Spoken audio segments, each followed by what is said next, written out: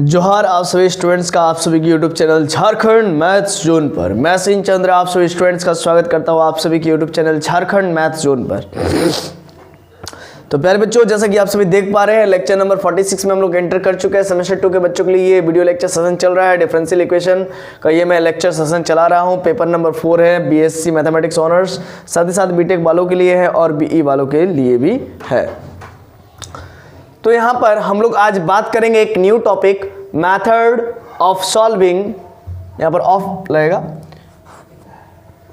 Method of solving a Clairaut's equation. जो पिछले video lecture number 45 में आपको कैलर्स इक्वेशन से इंट्रोडक्शन करवाया था कि y = px + f of p के फॉर्म में अगर कोई भी फंक्शन दिया रहे तो उसको हम लोग कैलर्स इक्वेशन कहते हैं। तो आज उसी कैलर्स इक्वेशन को सॉल्व करने का तरीका समझेंगे। यानी कि सॉल्व करने का मतलब, अगर सॉल्व कहीं भी लिखा रहे तो यानी कि जनरल सॉल्यूशन निकालना है, ठीक है। और बाय द वे अगर कुछ और भी एक्स्ट्रा सॉल्यूशन आ जाता है तो कोई दिक्कत नहीं है, लेकिन सॉल्व जहाँ कहीं भी लिखा रहे तो समझिएगा जनरल सॉल्यूशन आपको एटलीस्ट तो निकालना ही है। तो आप जैसा कि देख पा रहे हैं कि method of solving a Clairaut's equation को सॉल्व करने के लिए जो मैं मेथड बताऊंगा आज, तो उसके लिए सबसे पहले आपको कैलर्स इक्वेशन आना चाहिए। तो चलिए मैं लिख देता हूं, since y = px + f of p equation 1 which is Clairaut's equation. ये कैलर्स फॉर्म है, ये कैलर्स इक्वेशन है। इस फॉर्मेट में कोई भी इक्वेशन अगर मिल जाए तो उसको कैलर्स इक्वेशन कहते हैं। सॉल्व करने का तरीका क्या है? Differentiating equation 1 with respect to x, then we get. तो इक्वेशन 1 को डिफरेंशिएट करेंगे विद रिस्पेक्ट टू x तो हम लोग को क्या हासिल होगा? तो therefore d/dx of y = x को छोड़ना है, p को x के रिस्पेक्ट में करेंगे, प्लस p को छोड़ा x को किया तो 1, मतलब u v रूल लग रहा है। और f ऑफ p को करेंगे तो f'(p), फिर dp/dx। अब क्या होगा? dy/dx को p हम लोग लिखते हैं x dp/dx plus p × 1p plus f'(p) × dp/dx। अब देखिए जरा, ये p से ये p कैंसिल हो गया, सेम टर्म है, इसीलिए बचा इधर 0 और इधर x dp/dx plus f'(p) dp/dx। तो dp/dx को मैं कॉमन ले लेता हूं तो x प्लस f'(p) बचा। तो देयरफॉर dp/dx बराबर एक 0 आ गया और x प्लस f'(p) = 0 आ गया। दो लीनियर फैक्टर में कन्वर्ट हो गया है।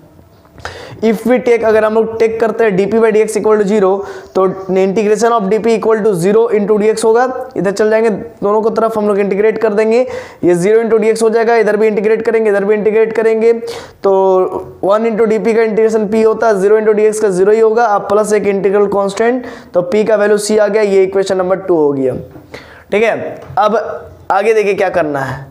Putting this value in equation 1 then we get. एक काम कीजिए, ये जो p = c आया है इसको इक्वेशन 1 में पुट कीजिएगा तो क्या मिलेगा? देखिए, तो p के जगह पर c पुट कर देंगे। देखिए इक्वेशन 2 में हम लोग p बराबर c मिला है, तो हम लोग क्या करेंगे? Putting this value p = c, putting this value in equation 1 then we get. तो y = क्या हो जाएगा? p के जगह पर अगर c पुट करेंगे तो cx + f of c। Equation number 3 हो गया। और इसी को हम लोग कहते हैं, इसी को हम लोग क्या कहते हैं? विच इज जनरल सॉल्यूशन। इसी को हम लोग जनरल सॉल्यूशन कहते हैं या फिर complete primitive of differential equation 1 कहते हैं। यानी कि ये कंप्लीट प्रिमिटिव है, अगर इसको आप डिफरेंशिएट कीजिएगा तो आपको इक्वेशन 1 हासिल हो जाएगा। समझ रहे ना? इक्वेशन 1 का ये कंप्लीट प्रिमिटिव है, y = cx + f of c, ठीक है। तो ये पूरा बात समझे कि विच इज जनरल सॉल्यूशन और complete solution, complete primitive of differential equation. ये complete primitive of differential equation 1 कहलाता है, ठीक है ना। तो कहने का मतलब p = c, अगर आप जनरली कुछ करना नहीं है, अगर आपको कैलर्स इक्वेशन दिया रहे तो उसके जनरल सॉल्यूशन निकालने के लिए जस्ट आपको करना ये है कि p = c पुट कर देना है ना। गिवन डिफरेंशियल इक्वेशन में, गिवन डिफरेंशियल इक्वेशन में p = c पुट कर दीजिएगा, तब आपको जनरल सॉल्यूशन निकल जाएगा। The general solution of a Clairaut's equation. तो कैलर्स इक्वेशन का जो कैलर्स इक्वेशन का जो जनरल सॉल्यूशन होगा इज ऑब्टेन्ड बाय सिंपली, हम लोग इसको हासिल कर सकते हैं साधारणतः पुटिंग p = c, p के जगह पर c पुट करके in the given differential equation. Given differential equation में हम लोग p का वैल्यू c पुट करके हम लोग जो है कि जनरल सॉल्यूशन निकाल सकते हैं। नाउ वी टेक यहाँ पर v लिख लीजिएगा, नाउ वी टेक यहाँ पर v लिख लीजिएगा, now we take x + f'(p) f dash p equal to 0, ये आप टेक करेंगे, इसको इक्वेशन नंबर 4 मान लेते हैं। और यहां पर एक और चीज यहां पर समझिएगा, नाउ एलिमिनेटिंग पी, अब इस p को एलिमिनेट करेंगे between y equal to p x plus f of p and x plus f dash p equal to 0। मतलब कहने का मतलब ये जो मेरा गिवन डिफरेंशियल इक्वेशन है y equal to p x plus f of p, है ना, इसको भी यहां पर लिख लेंगे, और x plus f dash p equal to 0 इसको भी मैं यहां पर लिख लूंगा। अब करना ये है बाबू कि यहां पर p को एलिमिनेट करना है, ठीक है, और मतलब इसके और इसके इन दोनों का सहारा लेना है, इन दोनों का सहारा लेना है, x plus f dash p equal to 0 और y equal to p x plus f of p. तो कहने का मतलब ये है ना बाबू कि एफ डैश पी, यहाँ से आप p का कोई फंक्शन दिया रहेगा तो p का यहाँ पर वैल्यू आएगा जरूर, हालांकि क्वेश्चन लेंगे तो समझ में आ जाएगा। तो p का कोई फंक्शन आएगा, p का कोई वैल्यू आएगा, उसी p से मुझे p का वैल्यू मिल जाएगा, और p का जो भी वैल्यू मिलेगा मैं इक्वेशन 1 में पुट कर दूंगा, गिवन डिफरेंशियल इक्वेशन 1 में पुट कर दूंगा जो कि कैलकुलस फॉर्म में है। देन वी गेट, तब हमको हासिल होगा एक relation, A relation between x and y, x और y में एक रिलेशन हम लोग को पता चलेगा। मतलब p का जो वैल्यू यहाँ से निकलेगा वो x के फॉर्मेट में आएगा, तो p का वैल्यू वहाँ पर x के फॉर्मेट में लिख देंगे, जिसके वजह से इक्वेशन 1 में सिर्फ और सिर्फ x और y टर्म मिलेगा।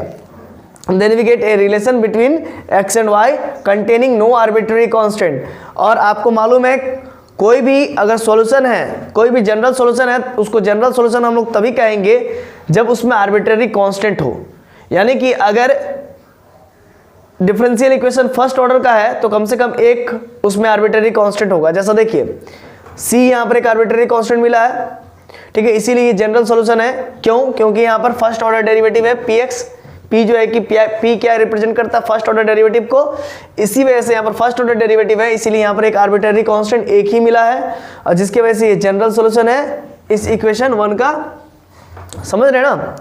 तो लेकिन यहाँ पर आप समझिएगा, then we get a relation between x और y के बीच में एक रिलेशन स्थापित होगा, लेकिन इस x और y में एक रिलेशन तो स्थापित हो जाएगा इक्वेशन 1 के मदद से, है ना। इक्वेशन 1 में हम लोग पुट कर देंगे p का value x plus f dash p equal to 0 से, जिसके वजह से मुझे इक्वेशन 1 में एक x और y का रिलेशन मिलेगा, बट इस x और y के रिलेशन में मुझे कोई आर्बिट्रेरी कांस्टेंट नहीं मिलेगा, जिस वजह से ये जो सॉल्यूशन निकलेगा वो जनरल सॉल्यूशन नहीं होगा, और ना ही कोई पर्टिकुलर सॉल्यूशन होगा, क्योंकि पर्टिकुलर सॉल्यूशन तभी होता है जब आर्बिट्रेरी कांस्टेंट के जगह पर एक पर्टिकुलर वैल्यू को रखा जाता है। तो then we get a relation between x and y containing no arbitrary constant and this relation is called p eliminant. तो इस रिलेशन को p एलिमिनेंट कहते हैं और p डिस्क्रिमिनेंट कहते हैं of the equation, given equation का।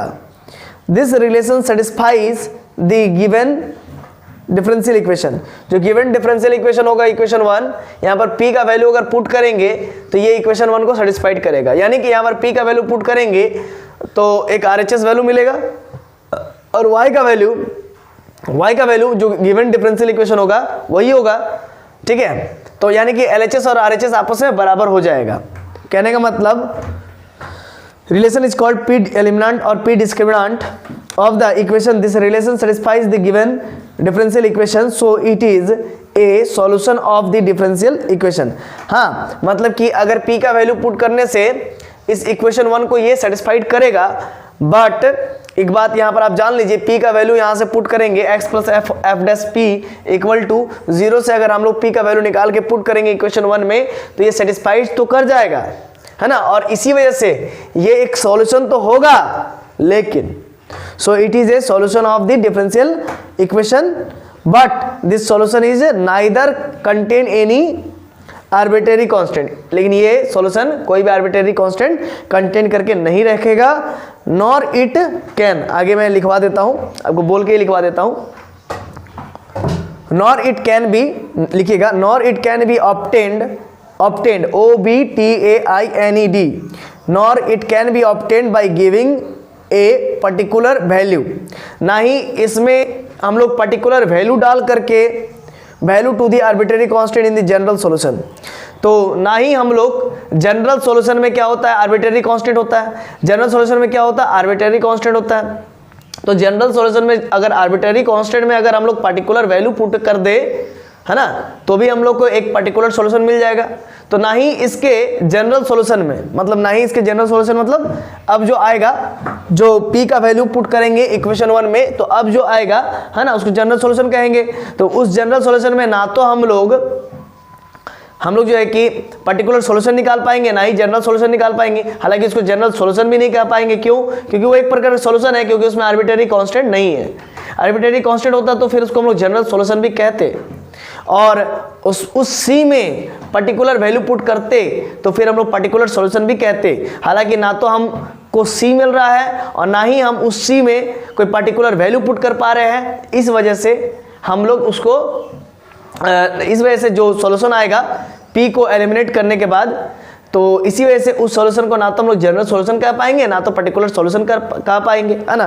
तो वही मैं लिखा हूँ, is neither can not any arbitrary constant nor it can, आगे लिखिएगा, आगे मैं लिखवा देता हूँ, नॉर इट कैन, लिखिए, nor it can be obtained, OBTAINED, nor it can be obtained by giving a particular value to the arbitrary constant।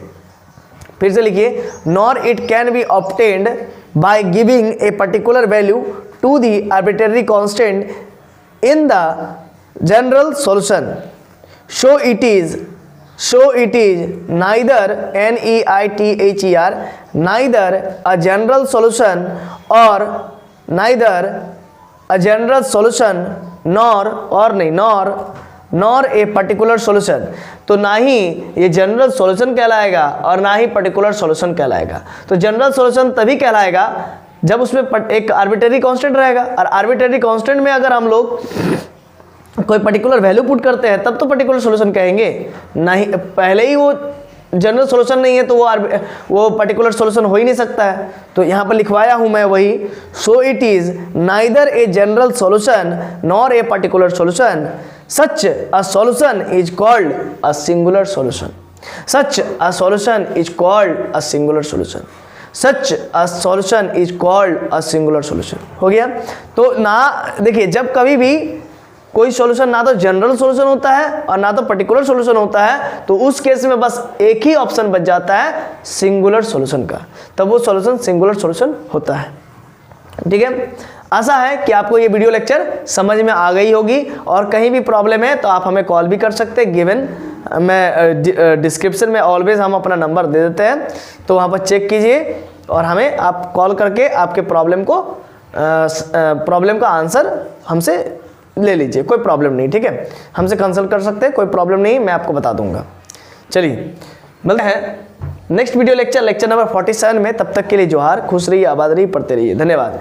ठीक है, उसमें मैं एक और बात, उसमें मैं आपको बताऊंगा किस प्रकार से कैलर्स इक्वेशन के 2-4 को क्वेश्चंस लूंगा और उसको सॉल्व करके मैं आपको आगे समझाऊंगा, और भी क्लियर आपको समझ में आ जाएगी, तब आपको वो वीडियो लेक्चर देख करके और भी क्लियर समझ में आ जाएगी। तो चलिए मिलते हैं नेक्स्ट वीडियो लेक्चर में, लेक्चर नंबर 47 में। तब तक के लिए जोहार, खुश रहिए, आबाद रहिए, पढ़ते रहिए, धन्यवाद।